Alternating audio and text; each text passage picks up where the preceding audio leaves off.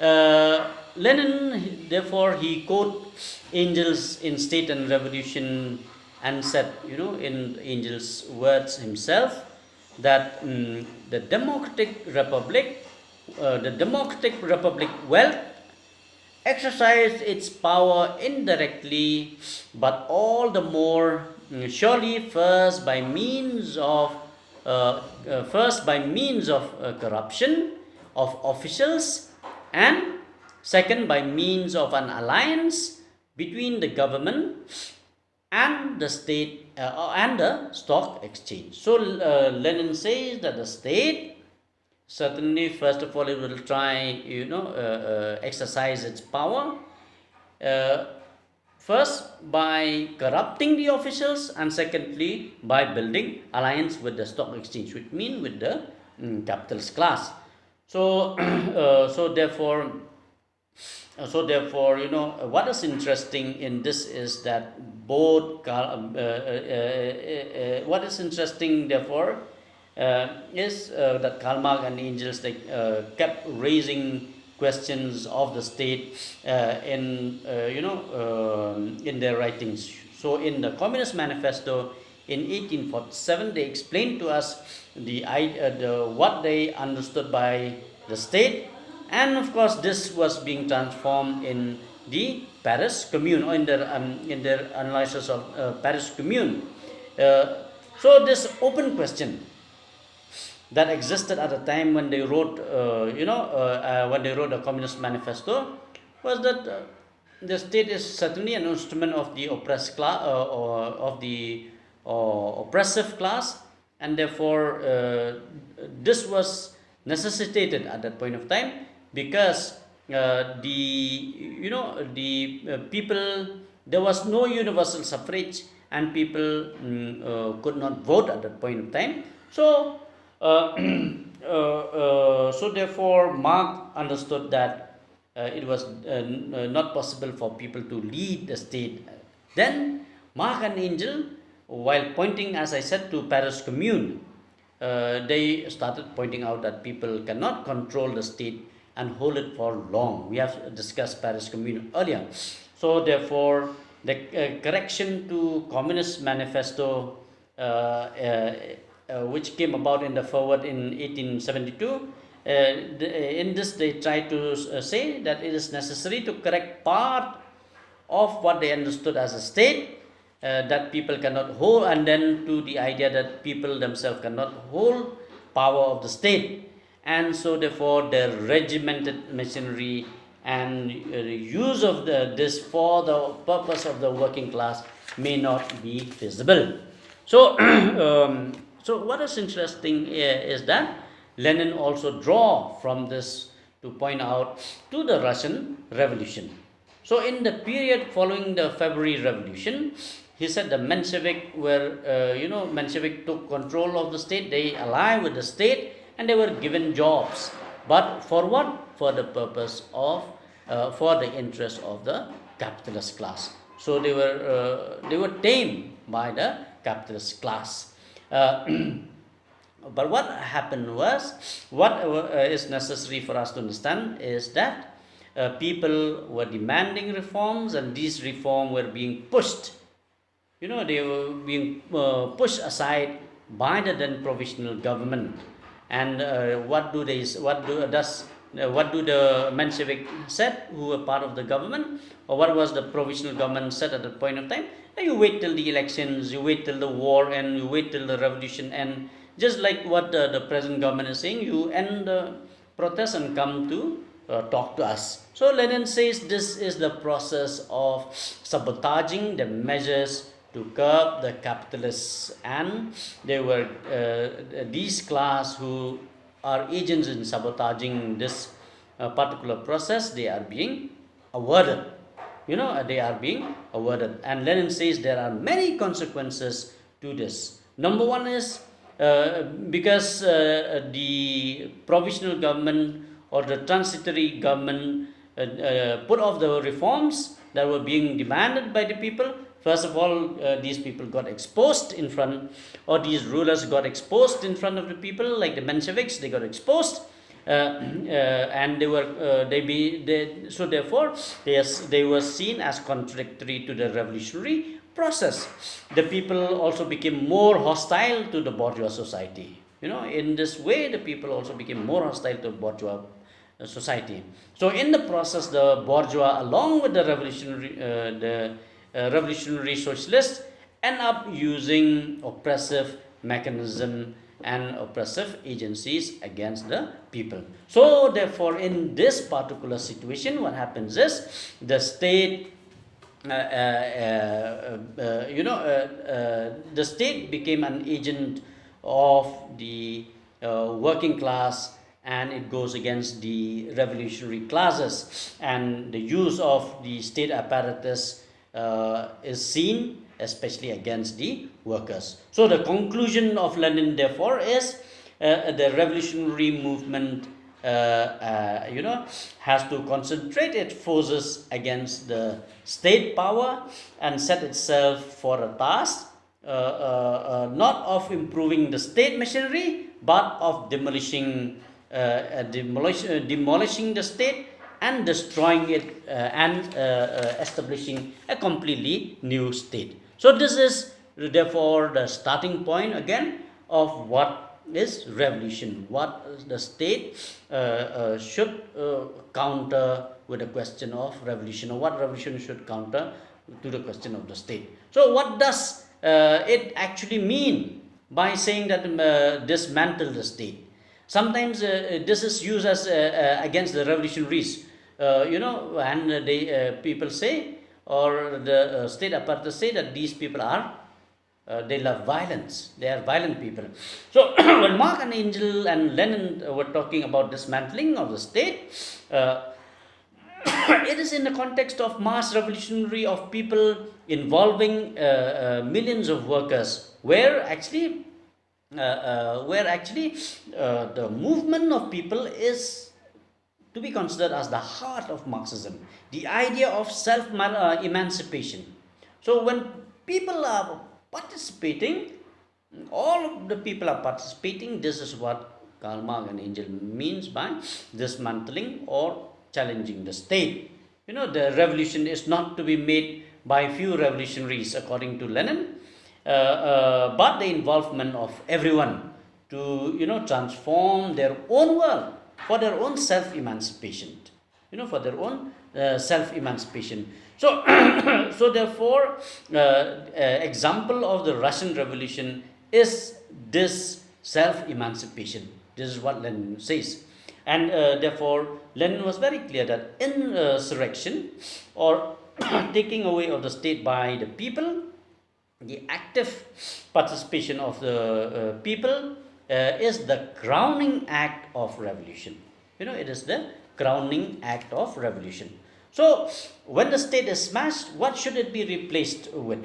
This is another question. So, Marx and Engels, although they could answer this only in abstract, where they talk about the proletariat should replace this ruling class in the form of dictatorship of the proletariat by winning the basil of democracy. So therefore, because at that time, Marx and Engels do not have enough material or enough examples of revolution. So workers' revolution is the only way in which they will capture the state. So of course, Marx expected that through the working class movement, something would happen. But later he saw the transformation that took place through the Paris Commune in 1871. So therefore, this gave him new vision of democracy. So this was considered by Karl Marx and Engels, and of course by others also, as the historical experiment of enormous, importance of what Karl Marx and Engels call as the dictatorship of the proletariat, or the taking away of the state by the people, in the form of what happened in the Paris Commune. What happened in the Paris Commune? We have already discussed, but a few things that happened is, in the Paris Commune, what happened is the Paris Commune, or the people replace the smash state by real democracy in the wider scale. And so what happened is the council was elected, they were called commune, then municipal councillors were selected by universal suffrage. There was no previous institution were allowed to exist. The standing army, the police was replaced by armed people, which means people became more responsible without necessarily having to depend on these armed forces, armed men. All officials, they were selected, they were all subject to elections. Only those who win the election, they could hold office. And then, third thing that happened was public servants perform with an average working wage. Just like other people, how much they get, the public servants also got that amount of salary. And the state, therefore, was performing important functions, no more above the people or separate from the people, but rather with the people. And this was what Lenin called as the explosion of democracy. It was a complete form of direct democracy. There was direct link between the officials and the people. There were clubs that met every day to discuss what kind of proposals to be sent to the government, especially to the and people were therefore running the government by themselves. So all repressive mechanisms of the state were abolished. There was no oppressive laws, no bureaucracy, and Lenin therefore draw similar experiments of the Soviet Revolution year also to this context, this experiment of the Paris Commune. So, to make things a little faster, Marx, Engels, and Lenin saw the Commune as a particular form, as I said. At last, they say the discovered form of what to replace the smash state with. That is the Paris Commune. So after the Paris Commune, we saw Karl Marx and Engels using the term the dictatorship of the proletariat to actually describe the working class as the ruling class, which means the working class not necessarily fighting against the capitalist class, but rather replacing them. There was no need of struggle. So therefore, dictatorship of the proletariat converted into workers, a working class power. But Lenin says this is not the end goal. The end goal is communism, where there is no state at all.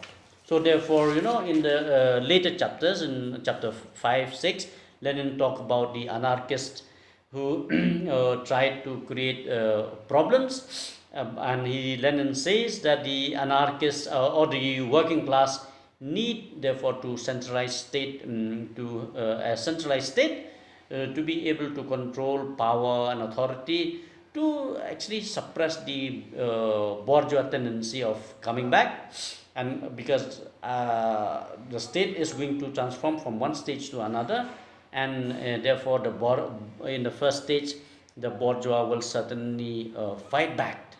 So between capitalist state and communist state, the transition stage is the worker state, or is the socialist state, where there is the workers will be under, they will be taking control over the state. So the worker state is but a transitory state, because ultimately there should be the withering away of the state. So in this particular, in the first stage, when there is transformation from capitalist state to socialist state, Lenin gave a lot of example with regard to people's democracy, a state without a machine of repression, without a special apparatus like the police. So Lenin says that the first stage should be a stage where we will simplify the function of the state. And in Marx's term, Marx called this as the cheap government. The cheap government.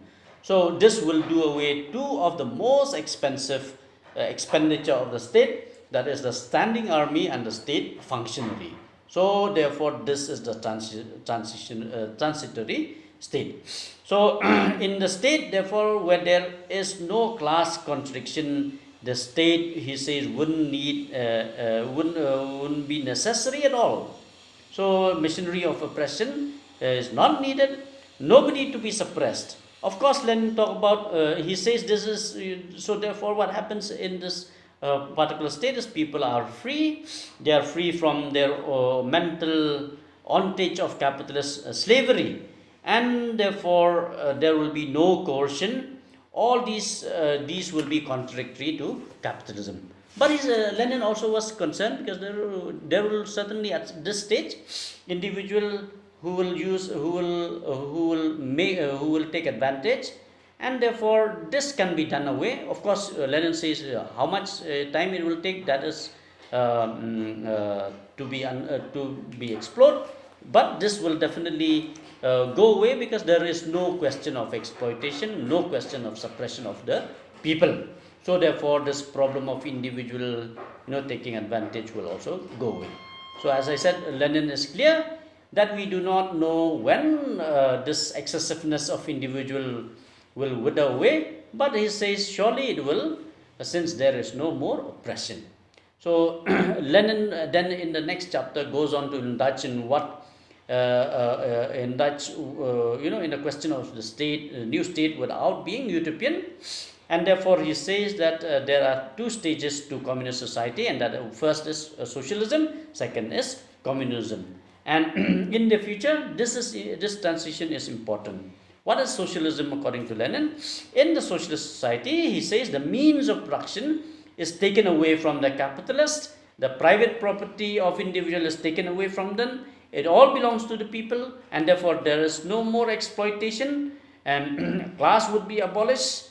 Room for capitalist re-emergence will certainly be there. Bourgeois right will still exist in this particular stage, and Lenin means by bourgeois rights, he means equal rights of all citizens. So therefore they will certainly revolt against the socialist state, and people will get back from society what they put in, what they put in. So Lenin says certainly in this particular state, there are some people who are still stronger than the others, and who cannot contribute, or there are those who cannot contribute equally to society. So Lenin says that these defects will be there in the first place, especially in the first phase of the bourgeois rights.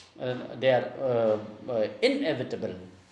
He says, to think otherwise will be utopian. To think that all these things can be done away immediately will be utopian. So, so therefore, taking again from Marx's theory of the state, the state that will wither away as long as there is no more capitalists.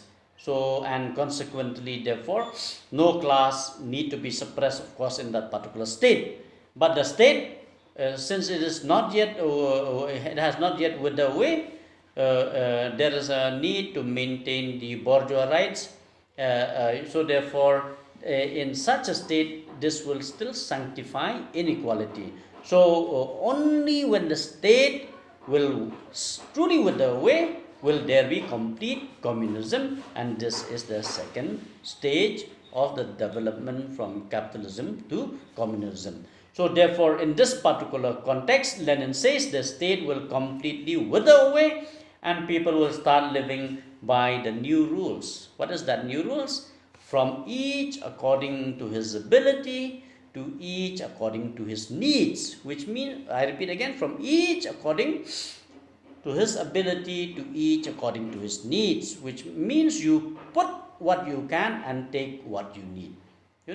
You keep on contributing to society so that others can benefit from it, but you cannot claim, you cannot necessarily claim profit from the state. So therefore, in the next stage, Lenin says there will still be a divide of the society in this particular stage, that is between those who work, those who mental labor, those who use mental labor, and physical labor, the intellectuals and the laborers, so so therefore Lenin was very systematic, scientific and concrete in saying that this how rapidly, this development will proceed. He says we cannot know, how this is going to evolve. This cannot know, as it has never happened. So he says what we can say for sure is that the inevitable withering away of the state will be there, and so therefore there may be a protractive nature of this process, or this process may take long. So therefore he says we have to leave open the concrete form of withering away of the state. So we have to leave this aspect open. So therefore, what is state and revolution? Let me cut it short. The state is revolution. Lenin was trying to explain that the state was not neutral. It can, and the state cannot simply be taken away by the socialists, by the working class. They have to dismantle the state, because if you just take away the state, this will be distortion of Marxism. And if the state is, and so since the state is the organ of class rule, it has to be smashed. So the dictatorship of proletariat is nothing but a transformation into a Paris Commune, or a deeper form of the dictatorship of proletariat. So therefore, this, he says, is the basis of Marxism. So state and revolution is all about how this is going to happen. Withering away of the state will happen. So withering away of the state is not that of capitalist state. We have to understand that when Lenin talked about the withering away of the state, since the state has transformed from capitalist to socialist into communism, Lenin says the withering away of the state is not of the capitalist state, but rather of the socialist state, or the workers' state. And therefore, so therefore we can say that state and revolution is indeed the unity of theory and practice. Okay. All right. I have taken so much time today, and it's a very big text. I'm trying to concise this. So thank you very much. If you have any question, please